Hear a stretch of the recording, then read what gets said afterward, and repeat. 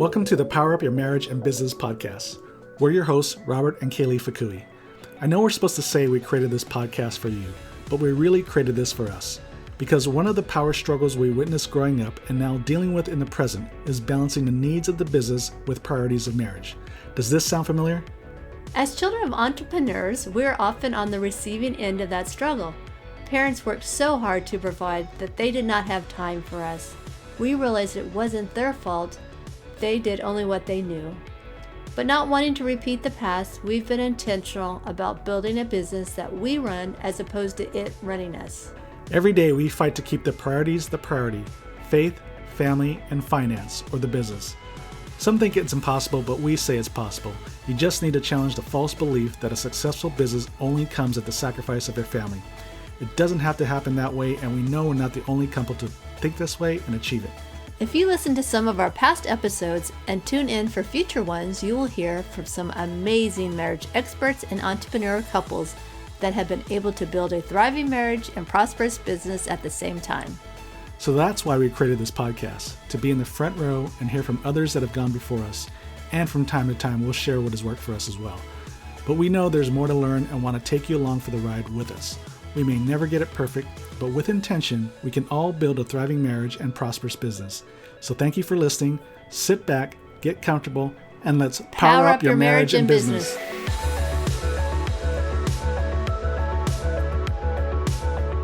So, Krystal, welcome to the show. We're so grateful to have you. Thank you so much. I'm excited to be here. Yeah. It's going to be fun. Yeah, and it's so fun because the way we met was through breadcrumb trails. And it started with, every Wednesday. I started this year. Every Wednesday is my outreach day. And I just connect with people that I haven't connected with a while, whether it's friends, past clients, family, whatever. Make new friends. Just be intentional, because I felt that was something I was lacking in my life.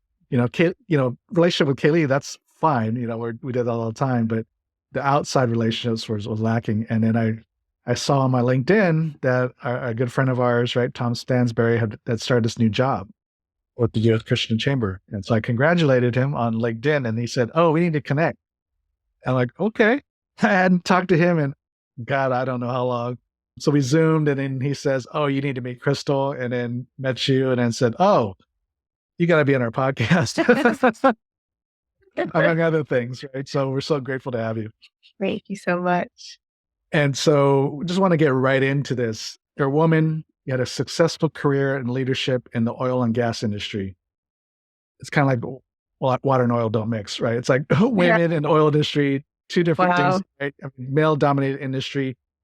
How did that happen? How did you end up in that industry? Was that like your first choice growing up? Since you were a little girl, you wanted to be in the oil industry. Always dreamed of that, for sure.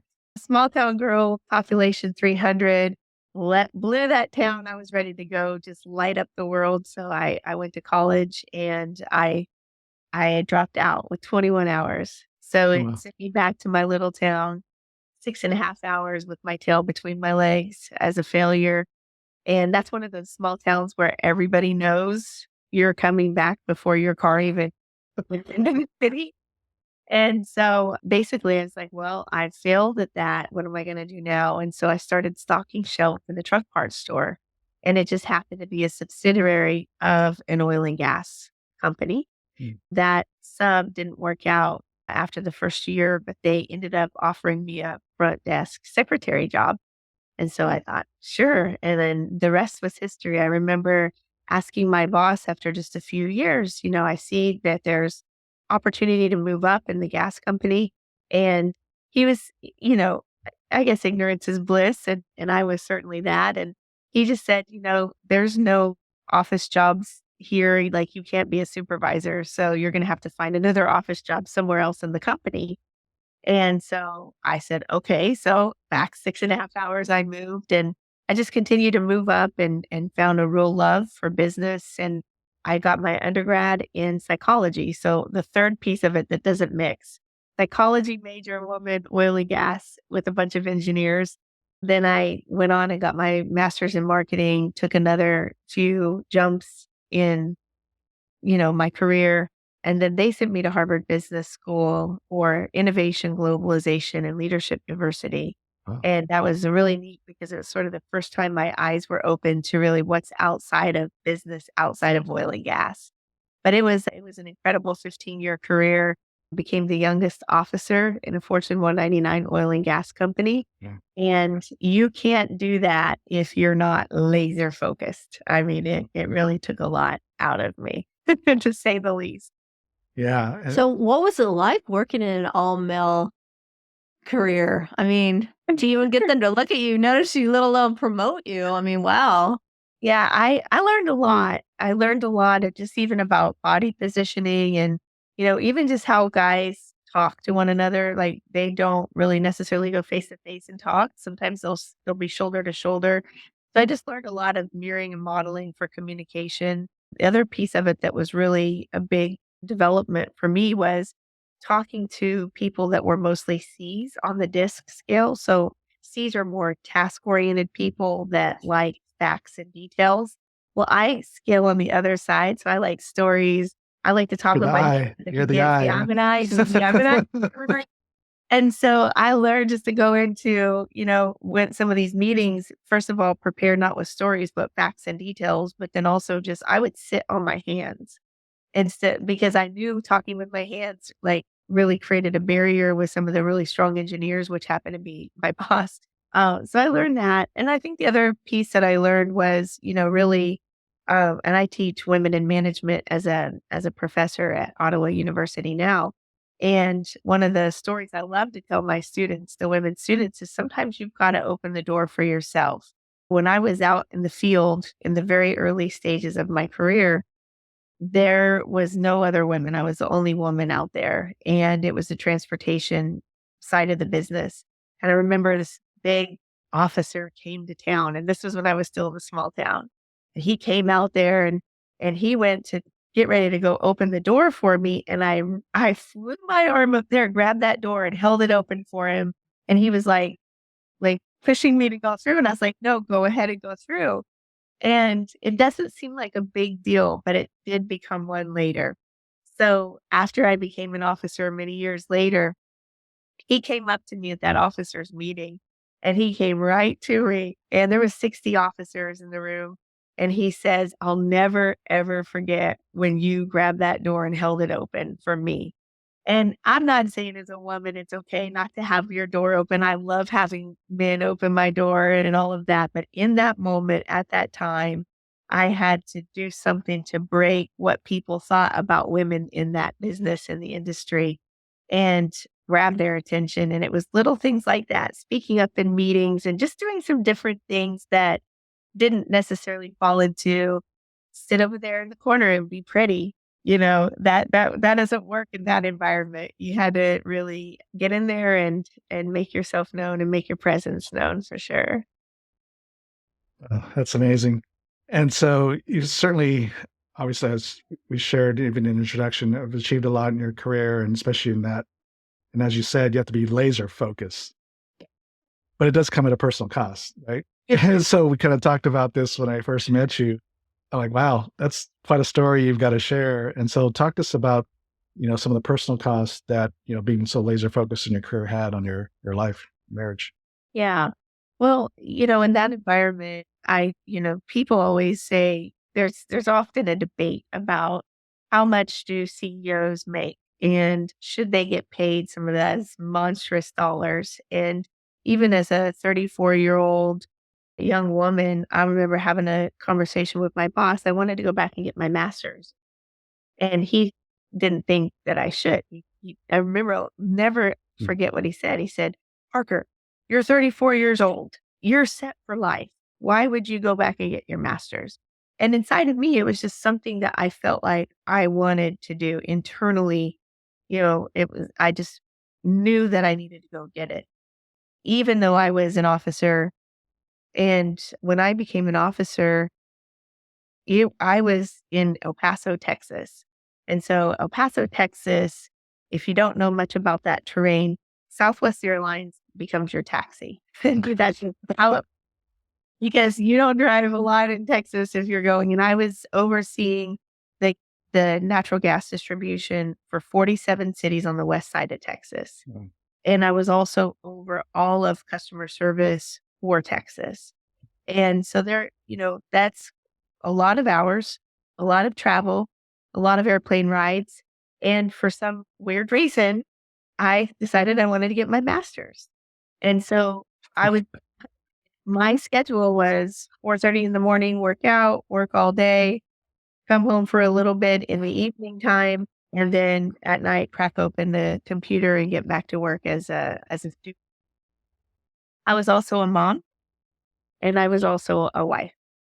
And so if you can do the math, you can see there that there wasn't a lot Yeah. of time for connection, relationship, or any nurturing of my family.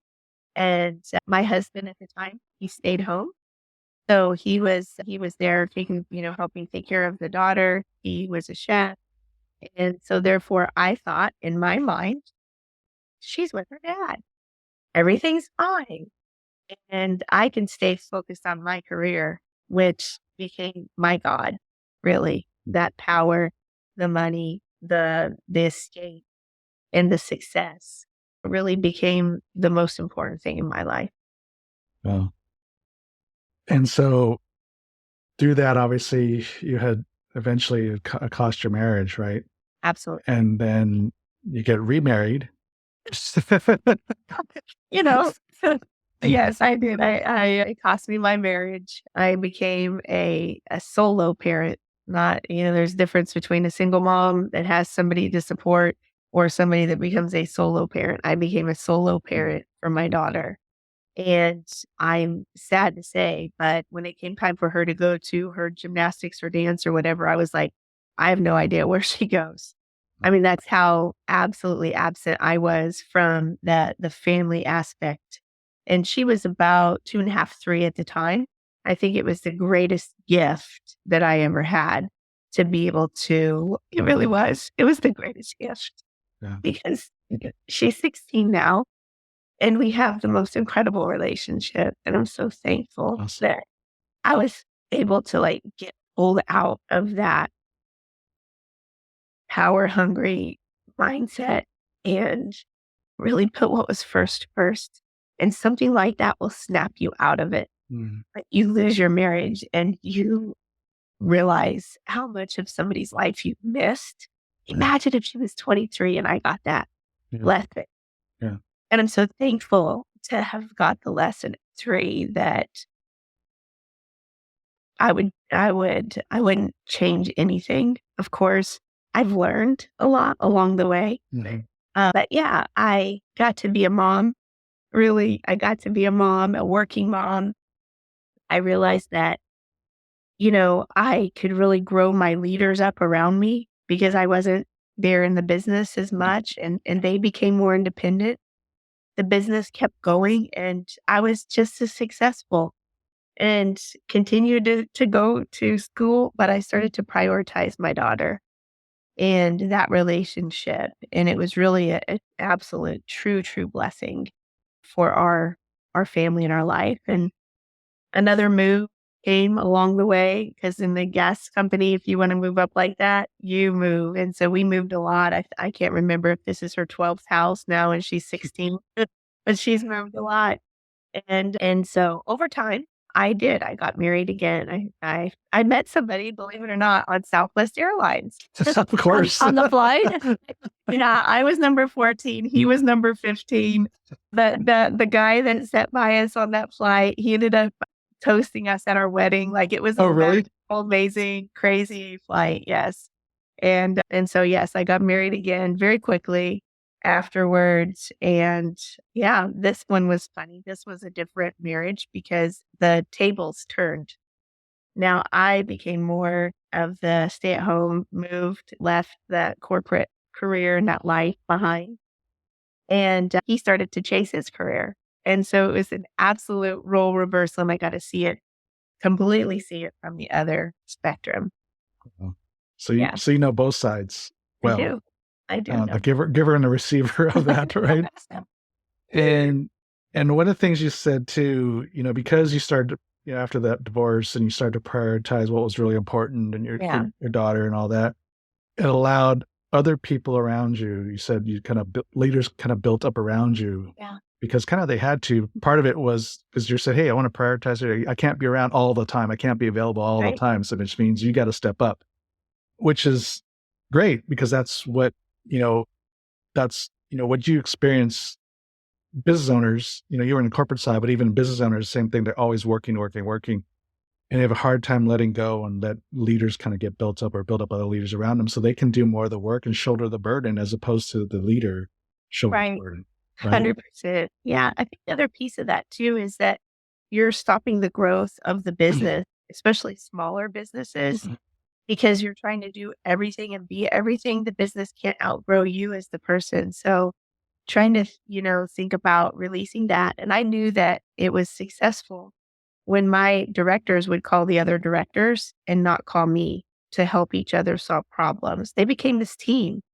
And that's the kind of team and culture you want to build as a Mm. leader. But sometimes as leaders, we have this mindset that we are the ones spinning all the plates and we're pushing all the levers. In reality, all you're doing is keeping the business small, burning yourself out, and really hurting everybody's growth and development in the process. Yeah. Yeah, because you're not growing and developing your team and giving them challenges and things to solve because you're taking care of everything for them and it kind of stifles them. Yeah. It stifles them and burns you out quick. Hmm. So isn't it interesting that when you get your priorities in check, everything flourishes, right? Yeah. As Does. opposed to because we have a saying over here is like, if you prioritize your marriage, you can still make a ton of money. Mhm. But if you prioritize money, then your relationship, your marriage is going to suffer. And Yeah. so Wow. uh, That's good. it's kind of an oxymoron, it seems. I think that's the tension that a lot of entrepreneurs, or even just people just in high level position that just want to succeed, that's that tension people have. I think it's a societal thing that It is. we're just supposed to grind it out. We're just supposed to stay focused on our career to see success, and then everything's supposed to fall into place from that. Yeah. Right? I love about what you guys do because I always say business is my sport. That's kind of my little Yeah. tagline. Yeah. People say, well, why do you say that? Well, because I work at it, and I think anybody that wants to be good at something needs to work at it. And for some reason, I don't know why people don't think that their marriage is that something I want to be good at. But for some reason, people think that you don't have to work at it. And that's why I love the work you guys do Oh, is thanks. teach people how to prioritize that marriage. And it takes work. I mean, especially with what you're saying is you're grinding and you're building a business and you're married. So if you don't have intentionality, you get what you focus on, Mhm. right? You get what you Exactly. focus on. As Yep. leaders, we always say you get what you measure. So whatever you're paying attention to in the business is what's going to happen. And it might be at the expense of something else. And so being able to really balance that from a personal level. And I think too, I've been through divorce as an executive. I've had employees that have gone through divorces as well. And the business, it does impact the business. In my book, I talk about going to work and putting on the work hat and then what happens to the human. And in reality, if we can be our whole human self the whole time with feelings and emotion and passion and purpose Yeah. and not have to try to go, I'm at work and so this is how I behave. I'm at church, this Right. is how I behave. Right. And I'm at home and this is how I behave. What happens when we can become who we're supposed to be in all facets? That's And that takes a lot of work. Yeah. Because that's, it's a good point. Because sometimes, a lot of people are thinking about what's my purpose in life. And they think that having a fulfilled life or leading with purpose is something that happens outside of your work or your business. Mhm. But as you say, you can be living out your purpose no matter what you're doing. I think it's Yeah. about identifying what that is and then just being intentional about applying that in business, right? Absolutely. So what else have you learned from the experiences you had with the two marriages and the corporate career and all that? What have you learned from that experience of balancing the competing priorities of marriage or the seeming competing priorities of marriage and Yeah. business? Yeah. Well, I think one thing I really learned too is that, it doesn't matter it doesn't matter where you are. if you're working, if you're stay at home, or if you're a working couple, if you're not whole, then you're going to attract somebody that's not whole. So, Mm. so for me, when I moved from marriage 1 into marriage 2, I wasn't whole.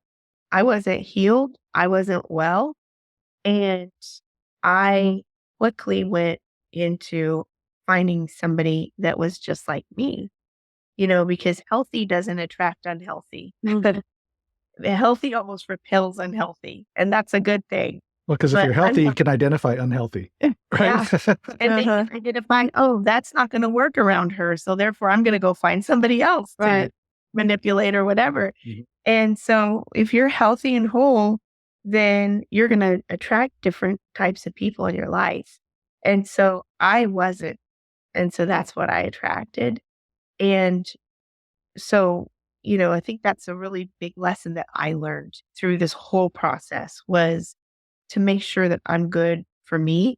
And even though people are in marriages, I think there's times where there is some self-work that has to be done, especially if there's habits that have developed in the marriage that are not healthy, then there's self-work. But I remember being in counseling with one of my husbands and the counselor, it was husband-wife counselor. And I'd love to hear your opinion on this. I think it was pretty spot on. But they said, if one of you comes in here and starts really doing the work and working and the other one doesn't, then it's going to create a divide in the marriage. And that was, doing individual work and then, work as a marriage, as a couple. And so I was committed to doing the work because I was just tired of being tired of it, of all the stuff. I was tired of carrying it. And the other individual wasn't. And so it really did create that divide of healthy and unhealthy at some point, which, unfortunately wasn't able to survive that marriage. Yeah. Mhm. Yeah. Sorry to hear that. Yeah. But yeah, I mean, both parties have to be willing. It's definitely easier when both parties are willing to do the work, right? Well, and nobody can do the work for you. So, Yeah. True. you have to want it. Mhm. Mhm. Yeah. Yeah. And I did. And I did. And so, you know, going down that path of healing and then truly, I'm a believer and truly experiencing the living water of Jesus Christ. I tried to do it the way that the world told you were supposed to do it. I had the big house, had the white picket fence. I had, the money, the power, cars. I had everything the world tells you, the degrees makes you successful. But at the end of the day, it was just broken, empty, and dark. And so, getting past the ideology of what the world says is going to make you feel great and really turning to something, I knew about God, but I didn't have a relationship with God. And so once I got to that second divorce and started to get healthy, I realized I don't want to do this again. I don't want to do this again. So I sought the Lord instead of anything else. Instead of anything else, I sought the Lord. And I got to experience the living water of Jesus Christ. And it changed me from the inside out and completely healed me. And it opened my eyes. The scales fell off and I just became a new person. And I knew that I was destined to have something different and really wanted to know what was true love, what is love. And I've been able to find that. And I'm so thrilled. My husband and I were just on a walk this morning and we're saying, how long have we been married now? Now you guys are getting ready to hit 17 years, right? Yes. Yep. And we're like, how long has it been? And we're like counting. It's 8 months. Okay. We thought, like, was that on the third we got married or what day was it? And so, but we're like, we're just so in love because 8 months literally feels like we just blinked our eyes. And that's when it's just, it's a beautiful thing. We're not going, oh, hang on a little longer. I know I didn't make the right choice, but I don't want to fail again. Yeah. And that's how I felt. That second marriage was like, I don't want to fail. But now God's really, truly restored my life and my husband. And I just, it's a beautiful thing. Well, it sounds like you were on a healing journey. And so you healed a lot of those wounds and you had a little bit more idea of maybe what you wanted and what you didn't want and what you weren't going to settle for. And Yeah, absolutely. Yeah, that's right. So they say third time's a charm. So you're on your third marriage. Is that what they say? Yes. That's So great. your third marriage. So what are you doing differently? Because now you're also kind of on another trajectory in your career, being president of the U.S. Chamber and all that Christian Chamber. And so, what are you bringing in and learning from the past your past experiences into this now new marriage and business? Yeah, it's really a good question because we definitely don't want to repeat those patterns. For him, he's a volleyball coach, and so he works evenings and into the even evenings and late evenings. And I have some flexibility in the morning time, and I really hold that time so that we can spend it together. We go for walks, we eat breakfast. It doesn't have to look what traditionally, everybody sits down for dinner. That just doesn't work for our family. But we make sure that we're spending that time together. And we really want to and really enjoy that time. So I think as long as we really preserve and are intentional about spending the time together, it's not sitting down watching TV or something like that, and that's fine if that works for couples, but to really have those conversations and talk and be intentional about it. So I know I'm busy, he's busy, but we prioritize time together. Yeah. Quality time. Yeah. That's the key, right? When it comes to work-life balance, people get all hung up with that term and they say it's impossible. And I say, well, it depends how you measure it, right? I think most people, when they think of that term, they're measuring quantitatively about how much time. But I said, no, it's not about quantitative measurement. It's a qualitative one. It's about quality and it's not quantity. And so regardless, like to your point, regardless of how we talk about the same thing, regardless of how busy our life gets, what's the thing that we protect? What's the absolute that we protect? And it doesn't take a lot of time, right? You're right. It doesn't. It doesn't. Well, you make time for the things that are important to you. Because, I hear people say, oh, I'm so busy. I'm so busy. I'm so busy. And I'm like, yeah, you are busy. But if there's something you want to do, you find the time for it somehow, some way in your day. Amazing. Yeah. You look at the way they spend time, the way they spend their money, and you find out their real true heart, because that's kind of a telltale. I love Jack Canfield. He says, learn to say no so that you can say yes to what matters the most. Yeah. And I think so many times people don't really know how to say no. But once you do it a couple of times, it's literally freeing. And you realize, just like me stepping out of the business when I was in corporate to focus on my daughter and get things in line, I realized, oh my gosh, the whole world did not crumble because I stepped out of the business. And you'd say no a couple of times and you learn like, oh, okay, they still like me as a friend, even though I didn't choose to prioritize that time over this time. And so I've definitely, time and priority management's huge in being able to make sure that you keep your family whole. Yeah, exactly. So as the last few minutes we have here, you're kind of going into a new path, let's say. And they say like all paths tend to converge in that bigger calling and purpose over time. Like you're always kind of using all your experiences from the past for the next thing. And so what does that next thing look like for you in your business, your career, your calling, your purpose? Yeah, that's true. I think for me, after I went through that second divorce, here's how I say it when I speak it, and not in this place, but I say I went through a family change. So after I went through a family change, aka after I went through my second divorce, I did not want to fall back into that same pattern of corporate Krystal. That's who I call her, and didn't like do well. But most of my warm market was in the Midwest because that's where I did a lot of the business, in oil and gas. And so I really leaned into my company, Intent Impact, in the consulting lane. And I wanted to grow my business, but I also, as a single mom, solo parent again, was not willing to do it at the expense of that relationship. And so somebody that is a Christian said to me, hey, you should check out the Christian Chamber of Commerce. And you can really build some relationships and start to conduct business there. So I met with the president, and I was just looking to join the Christian Chamber. He left and he told his wife, the Lord said she's the one. He had been waiting for 5 years to retire. Oh my gosh. Oh, wow. Yeah, he had been waiting for 5 years to retire. And the minute he thought he even made an announcement at one point that he was. And he said, clearly as day, I heard the Lord say, who told you you could retire? In other words, the girl that we're waiting on is still trying to get herself together. And so we'll just wait a little bit longer. Hang on. And so anyway, so after a few months, he let me know that, he says, I don't want to insult you, but God said that you're supposed to take the Christian Chamber of Commerce. And I said, well, let me think about that for a while. So long story short, now 3 years later, okay, I became the president and really started to learn how to work within the Christian Chamber. It's been a lot of evolutions and stuff that have happened. It's been amazing. We've been able to grow it and really look at a model that works for Christian chambers of commerce. And what I didn't realize at the time was the founder of the Christian Chamber 20 years ago. She registered the business as the Christian Chamber of Commerce and put it underground and started doing business as Central Florida Christian. So after about 3 months in the business, I got a call, and keep in mind, this is during COVID.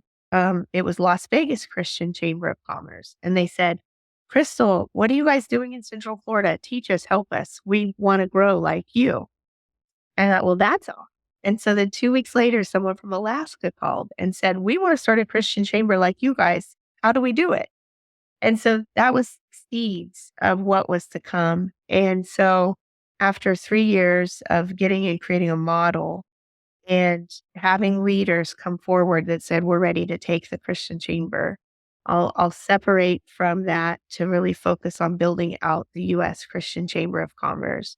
And again, building. And I think the greatest thing that I carry with me is this sort of fire in my belly. Because when I was in corporate, when I was corporate Krystal, I told people that I was a Christian, but you can see how I was living was not. And I know that people that interacted with me said, if that's your God, I don't want anything to do with it. Yeah. And so I have a real opportunity to help business leaders that are kingdom leaders understand not only a different way to do business. We don't have to do business the way the world says. Look at Chick-fil-A. Look at how they do business. Mm-hmm. Correct Craft is a huge boating company, and they manufacture boats. They have an amazing story about the owner. I don't know if we have like 2 minutes. I can tell you the story. It's the coolest story I've ever heard. Sure. The owner at the time, it was during World War II, and they were stationed or assigned to build 400 boats in 30 days. They had never built that many boats before in that short amount of time. And so they were all talking. This is a faith-based company. Their mission is building boats for the glory of God. And their mission, and so they said, the government said, you're going to need to work 30 days to make this happen, 30 days in a row. And the owners said, well, we're going to need a miracle to be able to do this. And the owner said, the only way I know to get a miracle is from God. Or we're closing on Sundays. We're not building boats on Sundays. And through prayer and innovation, they hit that goal by shutting it on Sunday.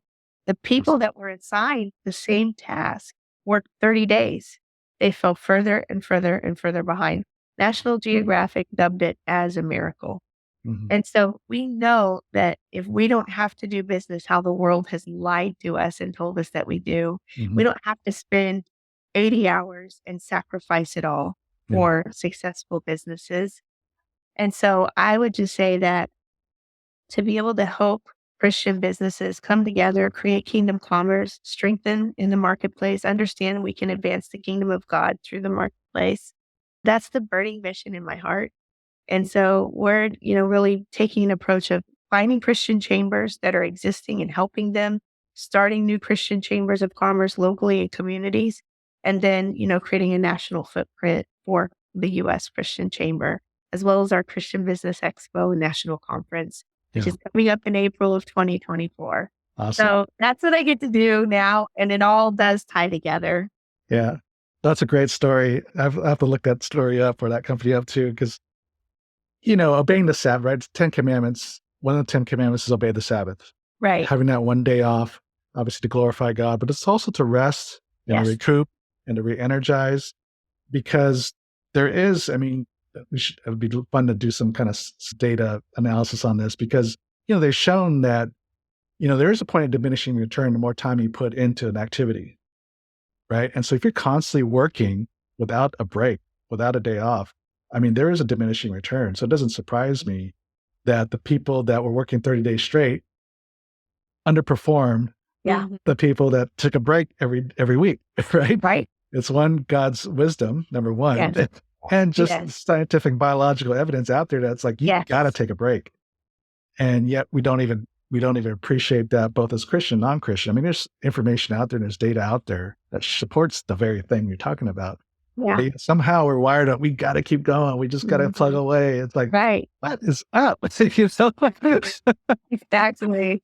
And in the meantime, everything around you crumbles. Exactly. At what cost? Exactly. So, Krystal, this has been a great conversation. We covered a lot of ground, and but just a great story. Thanks for sharing. Thanks for sharing your heart. I know this has been an impactful conversation. How else should, I've got your links to your website, the book. I've got your email address too that you have out there. How else can people follow you or get in touch with you? Yeah, you can find me on LinkedIn, Krystal Parker, with Krystal with a K, Parker, MBA. Or check us out at the U.S. Christian Chamber. Come out to the expo in April in Orlando, Florida. It's at the Avanti Palms Conference Center. So bring the family. You're next to Universal.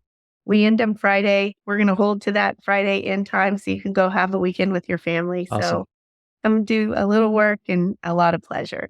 Awesome. Sounds like fun. Look forward to seeing you. Yes. So thank you for listening. Thank you, Krystal. And thank you for listening. I know this has been an impactful conversation because you're still listening. So which means probably should share this episode to another married entrepreneur that needs to hear this. And please leave a review. And so until next time, God bless. Bye. Thank you for listening to the Power Up Your Marriage and Business podcast. If you found this episode to be valuable, please leave a rating and share it with an entrepreneur couple you know. Yes, and remember to hit the subscribe button so that you'll get all of our latest episodes, and visit our website, Power Couples by Design, to access a variety of free resources to help your marriage and business, like our weekly videos and on-demand webinars. And don't forget to download our free 8-step guide that you can find on our homepage to help your marriage and business thrive. We're here to help you build a thriving marriage and a prosperous business. God bless your marriage and business. See you next week.